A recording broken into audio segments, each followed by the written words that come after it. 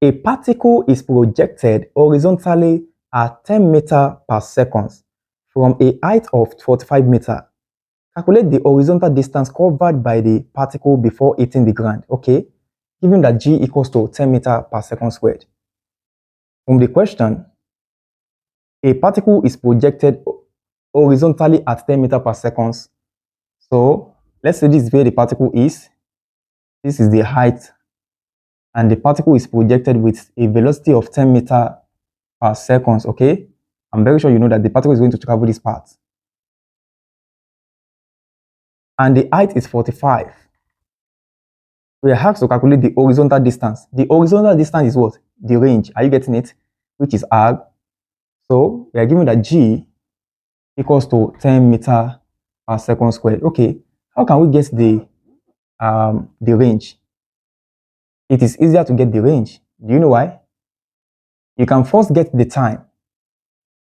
R is equals to initial velocity, which is the velocity with which the object is projected, multiplied by the time. To get the range, I need the time. Even though I know the initial velocity as 10 meters per second, I still need to get the time. Let me put you. So, to get the time, we can make use of h equals to gt squared all over 2. You know, gt squared over 2 is still the same thing as 1 over 2 gt squared, so you don't have problem with that.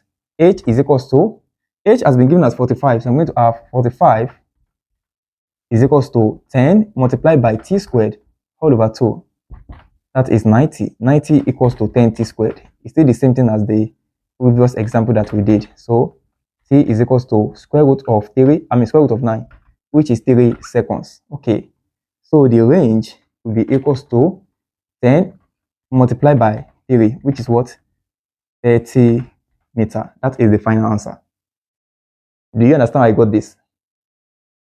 Yes. So that is the solution. A stone thrown horizontally from the top of a vertical wall with a velocity of 15 meters per second hits the horizontal ground at a point 45 meters from the base of the wall. Calculate the height of the wall, taking g equals to 10 meters per second squared. Okay. To watch the complete class, kindly click on the link in the description of this video or the comment section. Okay, see you in the next class.